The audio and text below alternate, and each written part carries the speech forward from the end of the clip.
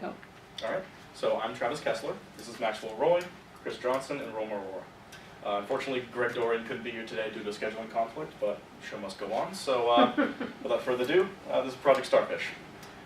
We at Project Starfish see the world as being developed for those without disabilities. And so those with disabilities are put at a disadvantage with everyday tasks, for example, typing on a keyboard or tying their shoes. And when we think about solutions to amputees, the first thing that comes to mind is prosthetic devices. However, there are some considerable problems with prosthetic devices, the first of which is the cost. A functional prosthetic device today will cost between $3,000 and $30,000. Now this might be a large sum for an individual or an insurance company. We've identified that for those that forego prosthetic usage, 27% do it for financial reasons. Additionally, some models require surgery, where they actually graft the prosthetic directly to the bone of the patient. Now, on top of a hospital visit and recovery time, the patient may actually reject the grafting entirely. Additionally, some prosthetics are unreliable and need constant replacement.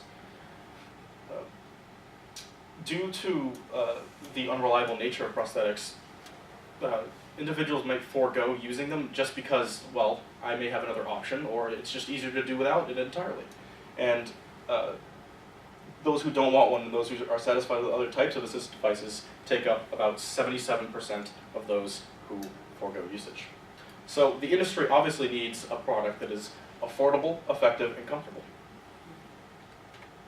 So we've identified that the global orthopedics prosthetic market is valued at $1.62 billion.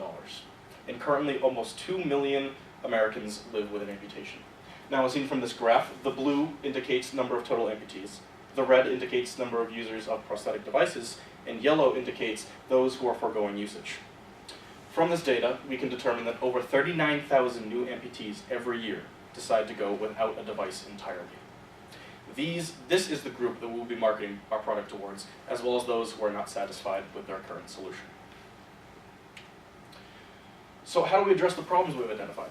Well, the key piece of technology behind our product is machine learning.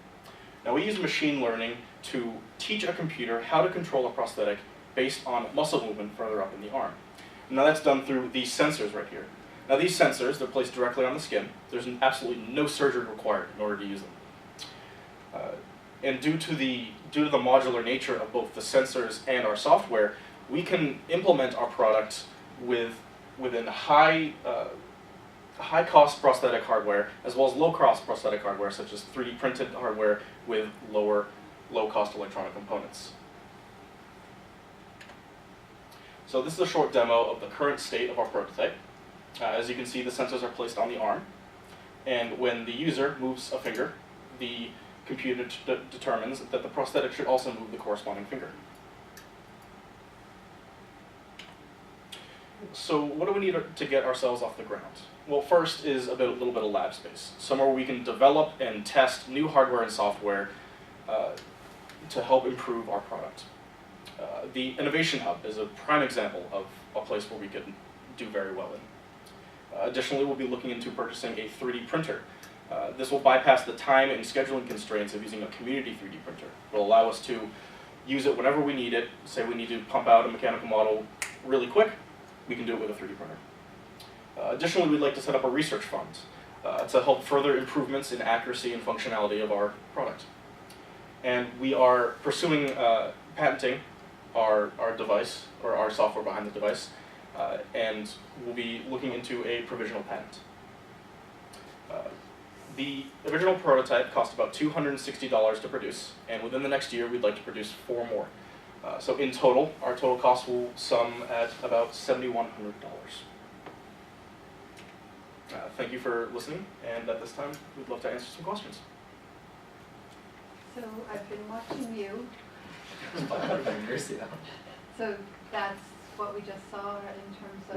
This would be the second model. This are in addition to it. Yes. Just adds a little bit more springiness. It's a little bit more. Yeah, we wanted to bring a little hands-on to show you where we're going with the next iteration. Can you guys see that? Sorry. Yeah. Why don't we pass it around? The sensors that you're using, how well is that technology evolved? Is that like it's cutting edge technology, or has it been out there for a long time? Electromyographic sensors have been out for a while. Yeah. In terms of biomedical applications, very recent, the past few decades. Okay. They become very, very accurate. They measure at the, I want to say nanovolt, Nanovolt, yeah. and scale it up to microvolt.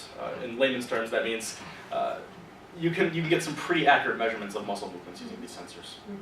And so So would it's- you be buying oh, sensors from someone else? I'm sorry. but- Okay. Currently, that's what we're doing, although we're looking into designing our own sensors. And so when you buy them from someone else, what do they cost? Individually, they cost about $40 each. So you put the sensors on the muscle or on a nerve point or Right, so where's, The where is the sensors? The sensors, we have them placed, let me go back here real quick. We have them placed on the forearm, right here. Theoretically, using the machine learning software, we can place these sensors anywhere. Because what the machine learning software will do is it will correlate whatever readings it gets to the output. And how do you envision those sensors staying on the body? Do you, If our mechanical engineer was here, he would go into more depth about a band that we're working on, Okay. essentially a sleeve that would house all the sensors Okay. and be easy take on, easy take off. and are they really sensitive to how well the contact is to the skin? It is, and we'll be looking into ways of improving the contact between the sensors and the skin. Most likely just like a spandex type material, because it needs to be tight, kind of like athletic wear. You just need it to be tight, but you don't need it too tight, of course. Because if you have it too tight, it can have the And snares. what's it actually measuring? What's the analog input? Is it motion or is it? It's just so when you think, like when you move a muscle, Yep. your broad body actually produces a voltage, Mhm. a small Oh, okay. one, so it'll detect the difference between 2 points. It'll go, okay, you definitely moved it. Okay. And that's how the machine learning, it learns how certain people, their difference is a certain range, Yeah. while mine are different. So if you hooked up the sensors to me, Mhm. that model is trained to Travis. Mhm. If you hooked up to me, it'd be like, well, wait a minute. Okay. And so we'd have to train it on multiple people, and part of the research fund would be looking into implementing this software, the machine learning software, with multiple users to gain robustness. Yeah. And so all the electrical to A to D conversion and all the processing is done in that little board. You have a little sensor. Yeah, the sensors handle the analog input, Yeah. and then outputs an amplified analog input. Okay. Then we have an analog to digital converter, which Okay. converts it to a digital signal, which can be read by the microcomputer. And that's a separate device. already? Yes, Okay. we are running it on a Raspberry Pi. Okay. You mentioned buying a 3D printer Mhm. in your expenses. Why bother with so many 3D printing providers out there, given the very small amount of parts that you're looking to make this year?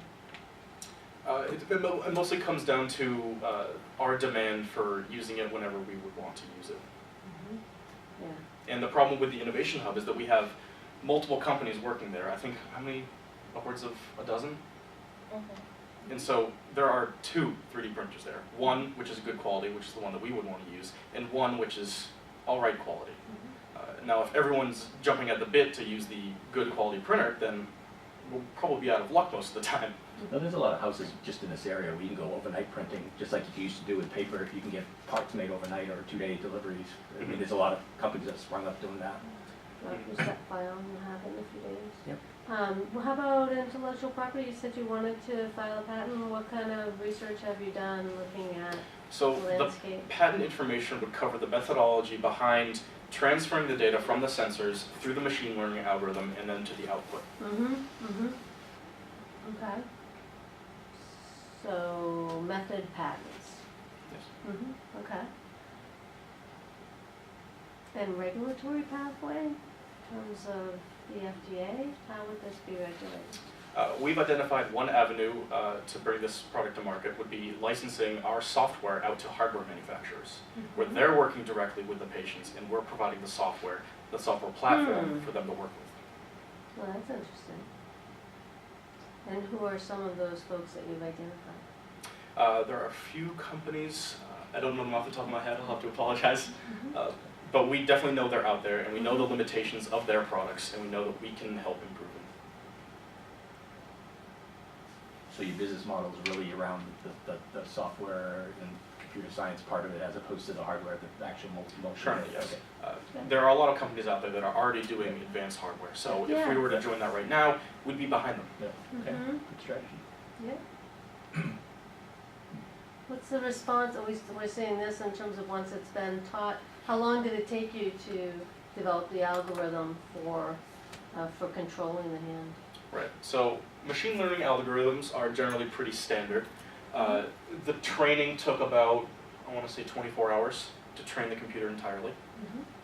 But once it's trained, then you can take that model and upload it to any device you would want, and then it would use that model without having to train again. Okay, good. And how big is the hardware that's not on the wrist? It's gonna be a separate, like, little module type of thing that does the processing and everything? Right. So right now we're running on a Raspberry Pi 3. Yeah. That's about a credit card size board. We're looking to shrink that down to maybe a Raspberry Pi Zero board, which is much, much smaller.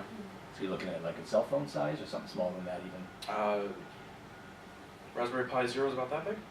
And we think we can create a custom PCB to fit all the additional electronics on board. So it would have roughly the same footprint.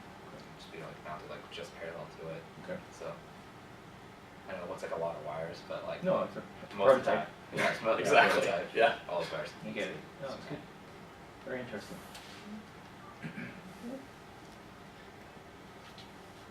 Any other questions?